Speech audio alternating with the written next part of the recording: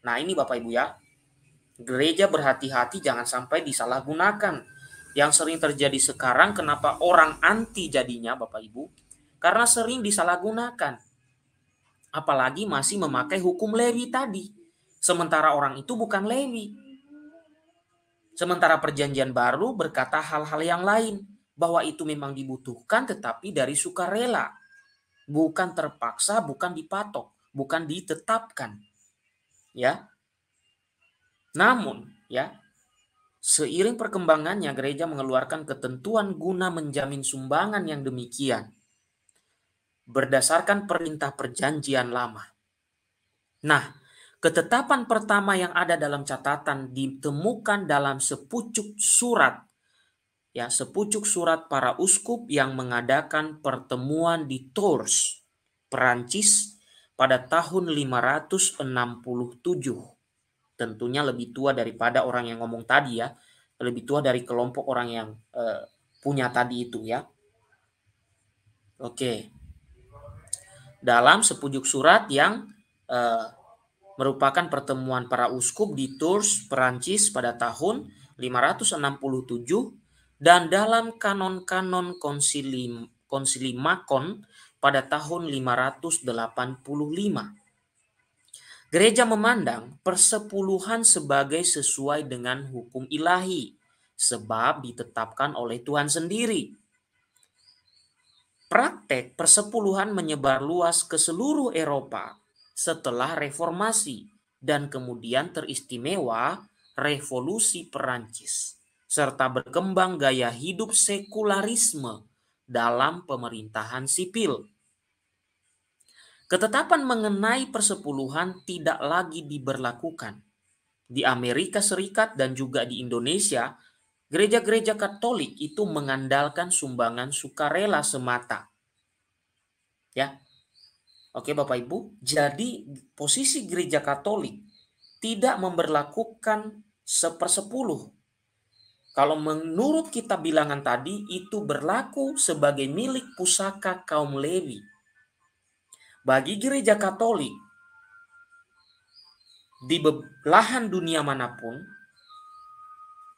sumbangan yang ada itu diberikan sukarela semata. Kamu memberikan gope sekalipun gak ada masalah Bapak Ibu.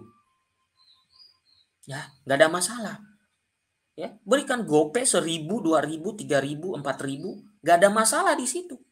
Karena apa? Memberi dengan sukacita. Ya, nanti ada pernyataan Rasul Paulus juga yang mengatakan hendaknya setiap orang memberikan dengan sukacita. Ya. Jadi persepuluhan berhenti ketika kaum Lewi sudah tidak ada.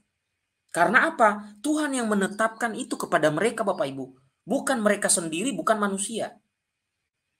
Sementara perjanjian baru diberikan kepada kita oleh Kristus dan berlaku untuk pemimpin-pemimpin di perjanjian baru. Dan di sana tidak ada penetapan-penetapan tertentu. Melainkan lebih kepada belas kasihan. Misalnya, di dalam Injil Matius 23 misalnya Bapak Ibu. Saya bacakan saja di sini. Matius 23 ayat 23. Dikatakan begini. Celakalah kamu hai ahli-ahli Taurat dan orang-orang Farisi. Hai kamu orang-orang munafik. Sebab persepuluhan dari selasih, adas manis dan jintan kamu bayar. Tetapi yang terpenting dalam hukum Taurat kamu abaikan, yaitu keadilan dan belas kasih dan kesetiaan. Yang satu harus dilakukan, yang lain jangan diabaikan. Begini Bapak Ibu, tadi di situ Pendeta Gilbert memakai ayat yang sama. Tetapi Bapak Ibu sadar nggak bahwa di sini justru Kristus ya itu mengatakan bahwa orang-orang ini memang membayar persepuluhan. Ya. Oke. Membayar persepuluhan mewajibkan ya. Ahli-ahli Taurat, orang-orang Farisi mewajibkan untuk bayar persepuluhan dan lain sebagainya. Apalagi memakai kata wajib 1/10.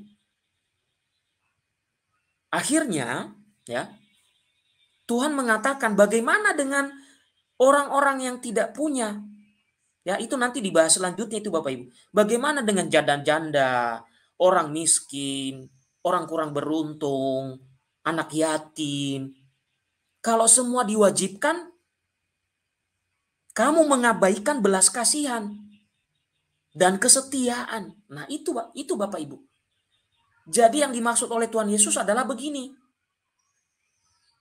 Bagi yang mampu, ya silakan saja. Dalam gereja Katolik juga begitu loh Bapak Ibu. Ya kalau kamu mampu berikan persepuluhan silakan saja. Tidak ada juga yang memaksa atau juga mengatakan oh itu salah. Enggak. Kalau kamu mampunya berikannya hanya sekian, tidak seperti yang lain, tidak sepersepuluh, ya enggak ada juga yang mengatakan itu salah. Enggak ada yang mengatakan itu juga tidak benar. Ya, apalagi orang-orang yang kurang beruntung. Makanya Tuhan Yesus mengatakan, ya kamu mewajibkan kepada semua orang. Kamu tidak pandang bulu, tidak punya belas kasihan. Kepada para janda, kepada para orang-orang miskin, kamu juga wajibkan hal yang sama. Makanya Tuhan Yesus mengatakan, kamu abaikan yang terpenting. Ingat kata di situ Bapak Ibu, pakai kata ter. Kalau bahasa Inggris pakai most, ya. Oke? Pakai most, terpenting. Dalam hukum Taurat adalah apa? Keadilan dan belas kasihan dan kesetiaan. Artinya apa? Ya kalau ada yang bisa memberikan kewajiban sepersepuluh silakan. Yang tidak bisa jangan dipaksa. Apalagi dia tidak mampu misalnya. Lah kalau sudah katanya wajib Bapak Ibu, bagaimana Anda mengatakan belas kasihan di situ? Wajib. Wajib berarti nggak pandang bulu gitu. Itu yang dimaksud Tuhan Yesus di Matius 23 itu. Itu ngeri sekali loh Bapak Ibu. Apa kata Tuhan Yesus? Yang terpenting adalah keadilan dan belas kasih. Maka Rasul Paulus mengonfirmasi juga. Hendaknya memberi dengan sukacita. Coba Bapak Ibu ya, saya bisa bayangkan gini. Seseorang misalnya, dia hidupnya pas-pasan. Lalu di gerejanya diwajibkan 1/10 dari hasil yang dia dapat. Makan sehari-hari, biaya anak sekolahannya, begitu banyak. Lalu harus membayar itu. Coba Anda bayangkan wajahnya ketika dia memberikan. Ini nyata loh Bapak Ibu. Ini kenyataan yang harus kita sampaikan. Bisa saja ada yang mengalaminya. Coba Anda bayangkan. Menyedihkan sekali Bapak Ibu. Bagi orang yang punya, jangankan 1/10. Lo minta juga 50% juga dia kasih Bapak Ibu. Tapi itu mengabaikan keadilan dan belas kasih. Karena mewajibkan tanpa pandang bulu. Ya. Jadi akhirnya apa yang lebih pas? Ya tadi itu Bapak Ibu. Memberikan dengan sukacita dan sukarela. Sehingga apa? Yang mampu silakan, yang tidak mampu ya berikan semampumu. Begitu Bapak Ibu. Ya. Walau kita tidak memiliki ketentuan mengenai persepuluhan, namun kita sungguh memiliki kewajiban untuk ikut serta menunjang kebutuhan-kebutuhan gereja. Entah di tingkat internasional, keuskupan atau paroki. Tiap-tiap kita hendaknya mengevaluasi apa yang kita lakukan dalam memberikan kepada Tuhan lewat sumbangan kita bagi gereja dan organisasi-organisasi amal kasih. Sebagai contoh, kita patut bertanya, apakah aku memberikan kepada Tuhan setiap minggu sekurang-kurangnya sebanyak yang aku belanjakan untuk hiburan, misalnya menonton film? Apakah aku memberikan kepada Tuhan setiap minggu sekurang-kurangnya sebanyak yang aku belanjakan di restoran-restoran? Pertanyaan yang lebih baik, apakah aku memberikan kepada Tuhan setiap minggu sekurang-kurangnya 1 jam dari 40 jam kerja? Nah ini kan lebih mendalam lagi Bapak Ibu. Jadi tidak hanya sekedar uang, tidak hanya sekedar kewajiban akhirnya, tapi lebih dalam adalah kesadaran diri. Ya, saya kira orang yang mampu Bapak Ibu, tanpa harus dikatakan wajib juga dia kasih. Tapi bagi orang yang tidak mampu, wah ini musibah Bapak Ibu ya. Kesulitan mereka saja mereka tidak bisa atasi, bagaimana diwajibkan. Nah, juga Bapak Ibu dikatakan patut dicamkan bahwa orang tidak hanya perlu mengevaluasi diri dalam hal sumbangan material yang diberikan kepada paroki, melainkan juga sumbangan dalam bentuk waktu dan bakat. Santo Paulus dalam surat yang kedua kepada jemaat di Korintus memuji kemurahan hati umat beriman di Makedonia. Apa yang dia katakan? Selagi dicobai dengan berat dalam pelbagai penderitaan, sukacita mereka meluap, dan meskipun mereka sangat miskin, namun mereka kaya dalam kemurahan.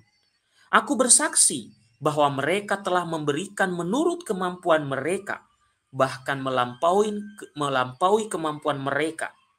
Dengan kerelaan sendiri mereka meminta dan mendesak kepada kami, supaya mereka juga beroleh kasih karunia untuk mengambil bagian dalam pelayanan kepada orang-orang kudus. Hendaknya masing-masing kita lebih menjadi orang yang memberi persepuluhan daripada orang yang memberi sekedar tip kepada Tuhan dalam memberikan kembali sebagian dari kelimpahan kita kepada Tuhan.